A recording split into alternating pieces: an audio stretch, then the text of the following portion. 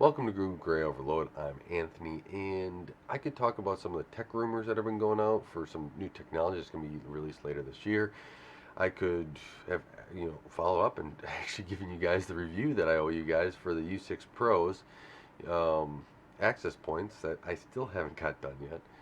But I've been actually working at a friend's house trying to get some stuff set up in my spare time to get their network set up so they're off and running when they move into their house that they had purchased. And I'm going to talk a little bit about that network setup because I think it's um, with some of the constraints that you kind of work with when you're setting up a friend's network or even a your task with the hey, let's set this up, and you're the tech person for a community of friends.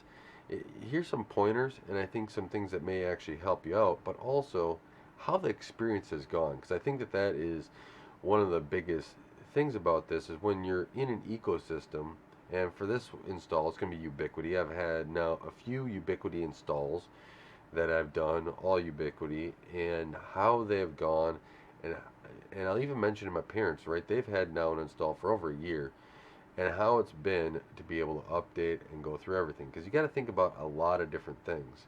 Especially in this case, they're running a business out of their home, so they're gonna need some dedicated networking to make sure that they're operational and that they're have the network that they need to be able to get everything they need done. So in all that, right, they're going to be moving. So before they're going to move everything in, what was really a good thing is that we decided to uh, have some time to actually get everything installed. Your network jacks, and we're to each location in the office, we're running two network jacks. So we cover, if they have a computer, that's all covered. And if we need anything else, like they have printers, etc., those can all be plugged in too. If there's anything else that comes up down in the future, we already have those ran, so we don't have to then try to rerun them. Yes, there's always an option to run more cord down the line, but when you don't have anything in the room, it's so much easier than having stuff in. I ran wire in my house. Luckily, I have a drop ceiling, but everything was moved in, so there was a lot of removing stuff and working around it where this we didn't have to. So that was a huge plus. We also ran access points throughout the house, and that was a really convenient thing to do at that time as well.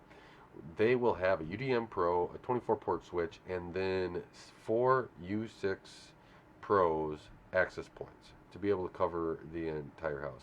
How I think of it is that you kind of have to gauge things based upon the house layout and everything else. And I'd rather have a little bit more coverage, and you can always tweak the settings than having to run through some stuff and maybe causing another issue. Whereas you're missing coverage in an area, and now you have to try to figure out once everything's in there, hey, how do we work around this, right? There's a compromise here, especially in a house that you already have, that you're not building from the scratch and being able to run jacks wherever you want. You have to make certain compromises and put items in a good location. So what was great is that I had enough core that we could kind of put things in locations, test things out, and be able to move forward with that. So if you're looking at things, right, keep that in mind that maybe you have to work off of a port, have a guess of where it needs to be, how many access points, and then work off of that, right? And put the understanding out there, right? I understand that when you're working with somebody, they're going to want to know that exact amount of how many access points, but how far it goes, and all that stuff, right? When we looked at the house, we thought it was vinyl siding, right? It's a little bit easier to get signal through a vinyl siding. Well, this happens to be aluminum, right? When we found that out, guess what? There's no exterior signal. It's basically, you get a little bit through, but it's basically closed off as you would expect, basically being in a huge cage. Um, and those are things to remember that you may not have right away. And so if you, let's say they're not really concerned about exterior wireless at this time, but that's something down the road, right? Just keep that in mind and give them options for when they need to have that, if that is something they do. And maybe you guys have a suggestion. There's a lot of acreage that they have, and they have some other buildings on there. Uh, down the road, I think that there's building to building bridges that Ubiquiti has and everything else that can be included. But if you guys have another suggestion, leave it in the comments below, and I'll definitely check it out. Um, I'm willing to test a multitude of things, and just to see how well it works, how well you can really get the coverage. Because you know they were saying they don't know how much they would use Wi-Fi outside, but you never know, right? Things change, especially as we get more connected here, and you can have outdoor connected speakers, etc. Things may change down the road, right? And these are all things that we can keep in mind. And if you guys have suggestions, I'd definitely take a look at them as well, because heck, I want to do some of this at my own house. I have a whole bunch of acreage here to cover, and well, it doesn't go. The Wi-Fi does not go as far as it needs to in my place, let alone theirs. So we're going through and we have that coverage now in the house. It's all set up, it's all installed. We're all ready to go to the most part. So as they move in here and get them set up, right? The next step for me is, well, I'll be helping them move, but also is to make sure that they can hit the ground running with the network, right? I've been able to help them with computers and else and other things throughout this time. So I kind of know their network already. But now that we're transitioning to more of a prosumer business type, small business type network, there's other things that I have then added on to, split certain things off and make it so that they can have their work, personal, IoT devices more separated than what it currently is today. And I think that's the next step for any business or even any consumer. Start to, segregate their network in a way that protects them or helps protect them from IoT devices that go rogue or something, right? We all wish that wasn't the case, but we we don't have full control over those devices, so it's a little bit harder to know what's going to happen there. And then another thing that you have to think about is internet, right? When you're going through and looking at a device, sometimes you're going to have to try to figure out the internet's not in the best location, right? There, or the internet is not a great service either, and looking for other options can be difficult. Now I hope that that gets reduced um, going towards the future here. Elon has Starlink, as well as Verizon and T-Mobile. I believe even AT&T and T and other cell companies are getting 5G home internet hotspots, which, well, they're not really hotspots, they're basically home internet. Um, it's a little device about, the T-Mobile one's about this big, and it works actually surprisingly well when you compare to DSL. And if you have DSL, well, DSL may be reliable, right? It's a wire that's ran directly to your home because they don't have fiber or cable in this area. It's painful on how slow it is, especially when you want to run a business and have to upload data and everything else. So, looking at all options and trying to, sometimes you might have to make a phone call, and for some reason, when you call versus somebody else's phone call, you hit the right person, and all of a sudden, it kind of works, and you kind of get more things done. And that's the frustrating part of this, right? Is you're trying to have them have the best setup, and you have to basically spend time on making sure that that setup is.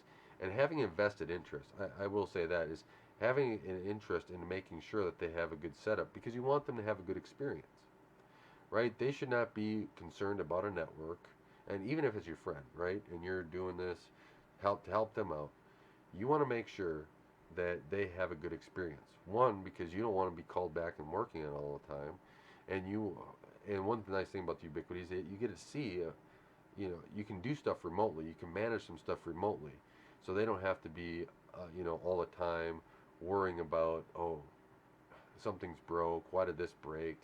Right? You can manage that remotely, but also they're trying to run a business. They're trying to have a good home experience. The way I look at it is that I want technology to fade in the background so that people can get their work done. Right? Whenever I try to make sure that there is no computer problems for my wife. She's not like me, very tech savvy. She wants it to work, and she doesn't want to be frustrated by it. So I make sure it always works. I don't want to have her be frustrated by it. I don't want to have her be tripped up by even an update. I try to make things, operate the same way. I don't get why Windows here. Let's go on a little tangent. I don't get why Windows switched and moved the start menu in the center. Right. Every person that have done this with, then has done the update. They call me. Why is it here? Right. So Microsoft didn't think through the progression of what users are going to use. They did bad UI design work because they didn't understand their customer base. They didn't understand how the users even use their computers. They can argue with me with this, but they changed it, and I'm getting the calls.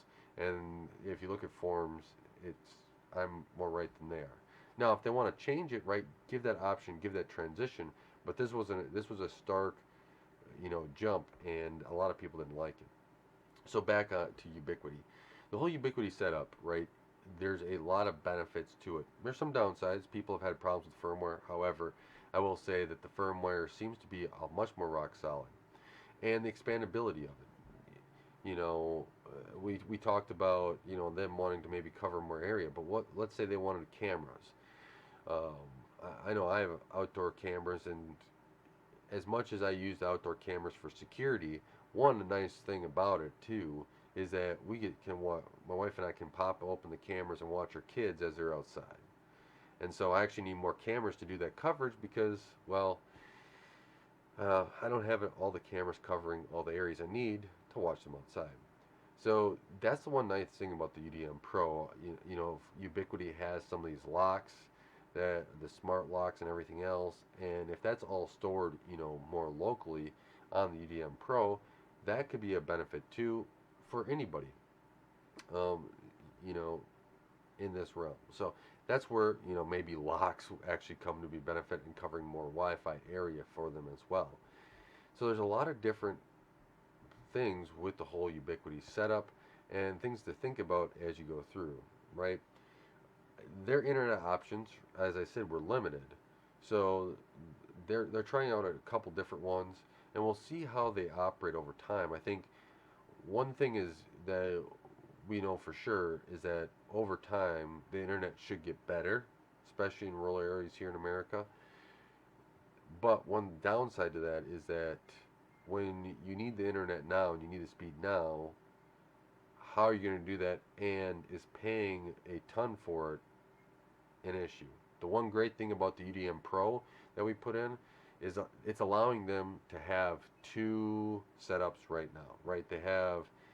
Um, they have one internet provider that will be their main one, and if they want, they can cancel one or the other. But because there's two WAN ports on this, you can have a failover because they don't have it split yet. Ubiquiti, hopefully you can get that done soon for load balancing. But they have it a failback, which actually worked quite well. Tested that by accident yesterday, but it worked really well. So I was very pleased with that. I really like that I can manage the network remotely from wherever I'm at, and I don't have to have them log in or anything else, right? That is the ease of use for their side. Now, finishing the setup, getting their computers up to date and on the network is also another benefit, right? You can get that set up and hopefully get them in a situation where they will have the benefits of not having the full throughput of here's the full setup and everything else. So, and the process of fading that and getting that technology so that they can just do their work rather than worry about setup, etc.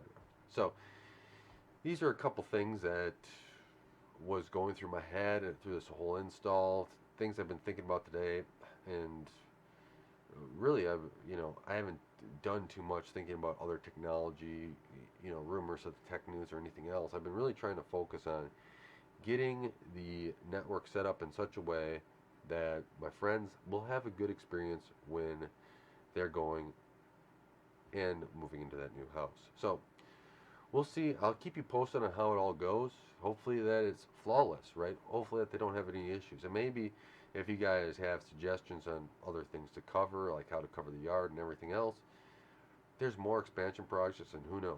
Maybe I will get some better recording setups and we can actually uh, show some of these installs off, and even in my own yard.